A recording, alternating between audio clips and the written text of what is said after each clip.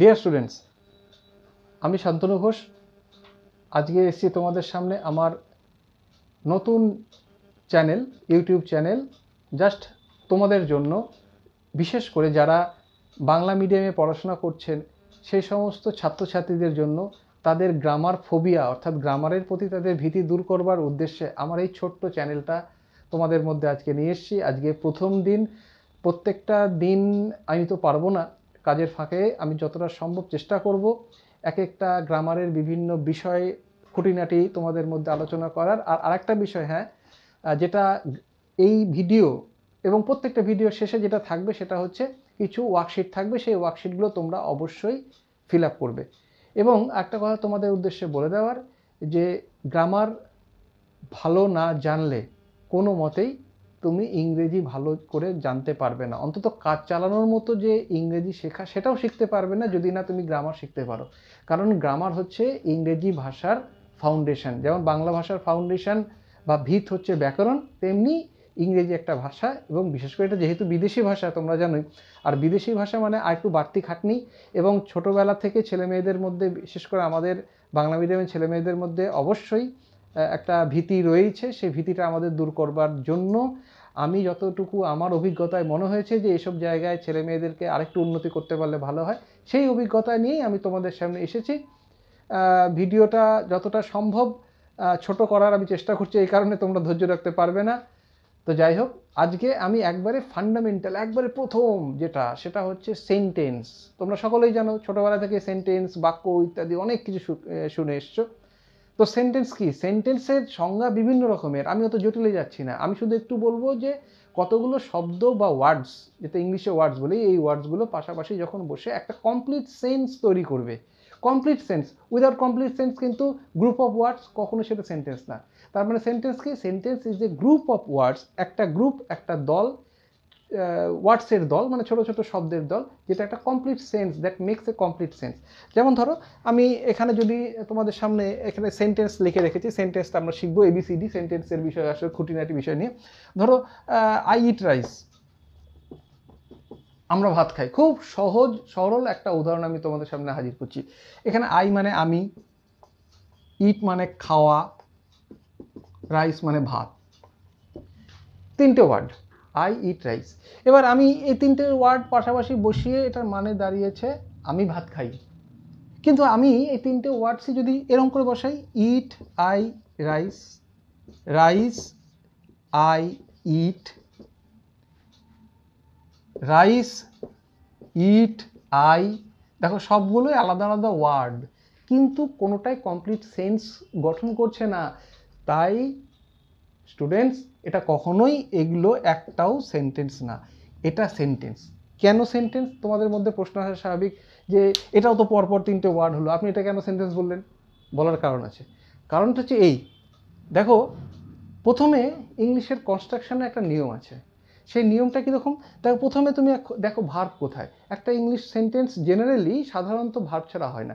ভার্বটা দেখো, ইট, ইট মানে খাওয়া। এবার এই ভার্বটাকে তুমি প্রশ্ন করো, তাহলে এটা হচ্ছে ভার্ব মানে ভি। এবার এটাকে প্রশ্ন করো, কে খায়, অর্থাৎ ভার্বকে কে দিয়ে প্রশ্ন করলে যা পাওয়া যায় সেটা হচ্ছে সাবজেক্ট। আমি খাই, আমি, এটা হচ্ছে subject.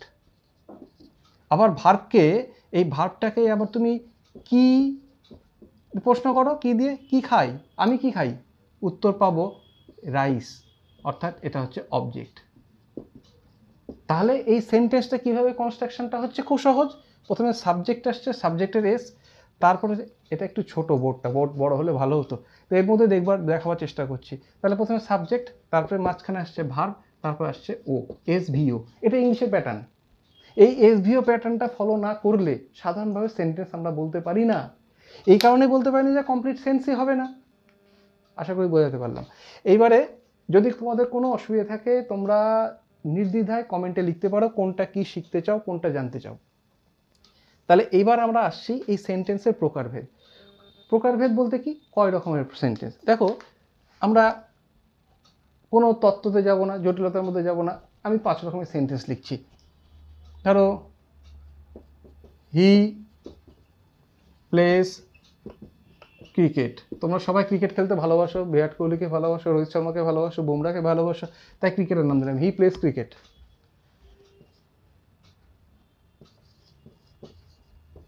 Does he play cricket, এটা প্রশ্নবোধক চিহ্ন। Please call him. আবার একটা sentence, may you be happy. Alas he is no more. আমি 5 রকমের সেন্টেন্সের কথা বলছি, লিখেছি এখানে। দেখো প্রথমটাই দেখো, আচ্ছা প্রথমেরটা তুমি ছেড়ে দাও, এটা 1, এটা 2, এটা 3, এটা 4, এটা 5। 2 এবং 5 নম্বর সেন্টেন্সে দেখো স্পেশালি, কি স্পেশালিটি? স্পেশালিটি হচ্ছে 2 নম্বর সেন্টেন্সে একটা প্রশ্নবোধক চিহ্ন, এখানে হচ্ছে একটা বিস্ময়কর চিহ্ন, বিস্ময়সূচক চিহ্ন। তাহলে প্রশ্নবোধক চিহ্নযুক্ত যে কোনো সেন্টেন্সকে বলবো আমরা প্রশ্নবোধক বাক্য, বাংলায়, ইংলিশে বলবো ইন্টারোগেটিভ সেন্টেন্স। ক্লিয়ার? আর যে কোনো ধরনের সেন্টেন্স যার মধ্যে নোট অফ এক্সক্লেমেশন, বিস্ময়সূচক চিহ্ন থাকবে, তাকে আমরা বলবো হচ্ছে বিস্ময়সূচক বাক্য অথবা এক্সক্লেমেটরি সেন্টেন্স। এবার এই এক্সক্লেমেটরি সেন্টেন্সের আরও উদাহরণ আছে, এদেরও আরও উদাহরণ আছে। উদাহরণগুলো আমরা পরে তোমার কমেন্ট বক্সে থাকবে, তোমার ডেসক্রিপশন বক্সে থাকবে, সেই ডেসক্রিপশন বক্সে তোমরা প্র্যাকটিস করবে। এরপরে আমরা দেখো বাকি, তাহলে হি প্লেস ক্রিকেট, সাধারণভাবে বলছি সে ক্রিকেট খেলে, প্রায় খেলে, খেলতে যায়, ভালোবাসে ক্রিকেট খেলতে, হি প্লেস ক্রিকেট, সাধারণ। একে আমরা বলবো হচ্ছে অ্যাসার্টিভ সেন্টেন্স। অ্যাসার্টিভ সেন্টেন্স অর্থাৎ সাধারণ বাক্য, একেবারেই সাধারণ। এই সেন্টেন্সটাই আবার যদি আমি এইভাবে বলি,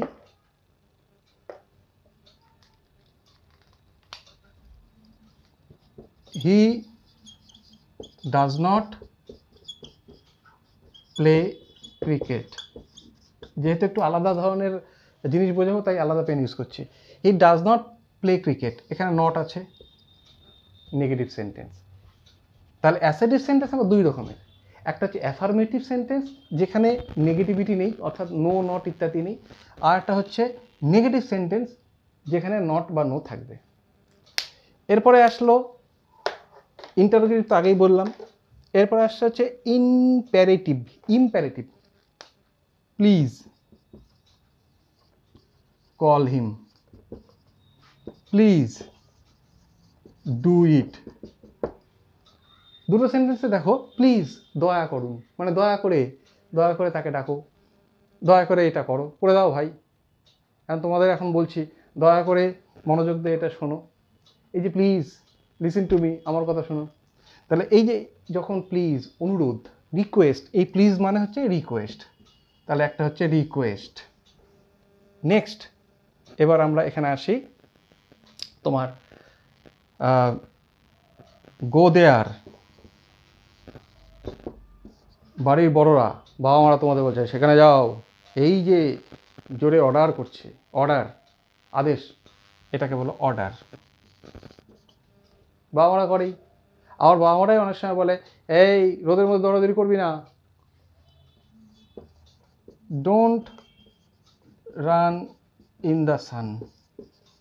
তাহলে এটা যেমন অর্ডার, তেমনি রোদে দৌড়াদৌড়ি করবি না, ভালো করে পড়াশোনা করবি, এই যে সমস্ত কথাবার্তাগুলো যেগুলো একটা উপদেশমূলক বোঝায়, তাকে আমরা বলবো হচ্ছে অ্যাডভাইস। তাহলে অ্যাডভাইস, অর্ডার এবং রিকোয়েস্ট, 3টে ধরনের সেন্টেন্সকে আমরা কি বলবো? আমরা বলবো ইম্প্যারেটিভ। ইম্প্যারেটিভ 4 রকমের সিলেবল আছে সেন্টেন্স।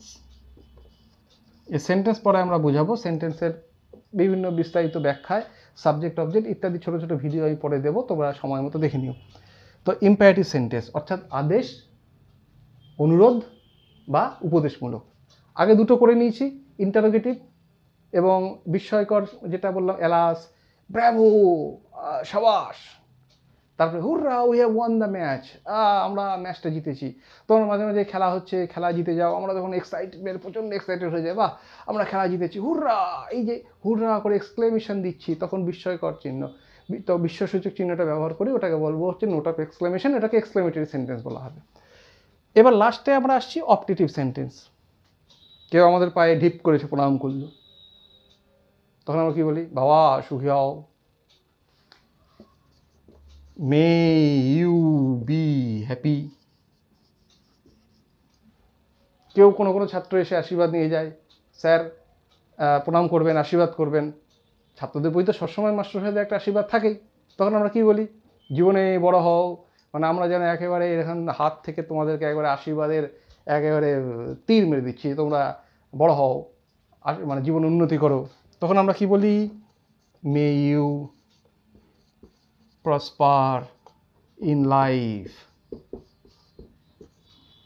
মনে রাখবে, বাবা মা এবং অবশ্যই গুরুজন, স্যার, তাদের আশীর্বাদ তোমাদের জীবন পথে অবশ্যই ডাইরেক্টলি না হলেও অবশ্যই ইনডাইরেক্টলি। এবার এই যে সেন্টেন্সগুলো, মে ইউ বি হ্যাপি, তুমি সুখী হও, তোমাদেরকে আশীর্বাদ করছি। বড়রা সবসময় ছোটদের, তাদের সন্তান তুল্য ছাত্রদের সবসময় আশীর্বাদ করে, আমরাও করি। আমরা ওই জন্য বলছি may you prosper in life, জীবনে দাঁড়াও, সবাইকে আমরা বলি। এই ধরনের সেন্টেন্সগুলোকে বলা হয় অপটেটিভ সেন্টেন্স। Optative sentence. তাহলে এইটা হলো 5 রকমের সেন্টেন্স, যেটা আজকে আমরা ছোট্ট এই পরিসরে আলোচনা করলাম। প্রথম হচ্ছে অ্যাসার্টিভ, যার দুটো পার্ট, অ্যাফার্মেটিভ এবং negative, interrogative, imperative, optative, exclamatory. আমি একটা নাটশেলে এটা ব্যাখ্যা করে দিচ্ছি, তোমরা টুকে নিতে পারো, এবং অবশ্যই ডেসক্রিপশন বক্সে আমি কিছু পিডিএফ আকারে দিয়ে দেবো, তোমরা সেগুলো দেখে প্র্যাকটিস করে নিও। আর তারপরে আমরা বিস্তারিত বলবো। তাহলে প্রথম হচ্ছে অ্যাসার্টিভ, এটা আবার 2 রকমের, অ্যাফার্মেটিভ মানে হ্যাঁ বাচক, নেগেটিভ না বাচক। 2 নম্বর ইন্টারোগেটিভ, মানে বুঝতে পারছো, নিচে পিছন দিকে প্রশ্নবোধক চিহ্ন থাকবে, অর্থাৎ প্রশ্নবোধক বাক্য। কীভাবে প্রশ্নবোধক বাক্য করা হয় সেটা আমি পরবর্তীকালে কোনো একটা ভিডিওতে জানাবো। ইম্পারেটিভ, আদেশ, অনুরোধ এবং বলতে পারো উপদেশ। 4 নম্বর অপটেটিভ, 5 নম্বর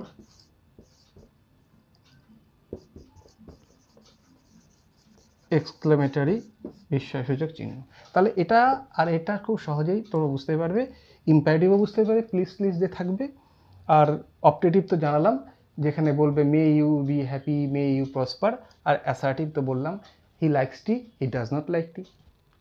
কেমন লাগলো অবশ্যই কমেন্ট বক্সে জানাবে, এবং আমাদের সঙ্গে থেকো, আমাকে উৎসাহিত করো। আর একটা জিনিস, আমি আমার ছাত্রদের কাছ থেকে যে অনুপ্রেরণা পেয়েছি, তার জন্যই এই চ্যানেলটা খুলেছি। ছাত্রদের কাজে লাগলে আমার খুব ভালো লাগবে। Thank you. আবার পরবর্তীকালে কোনো একটা ভিডিও নিয়ে আসবো।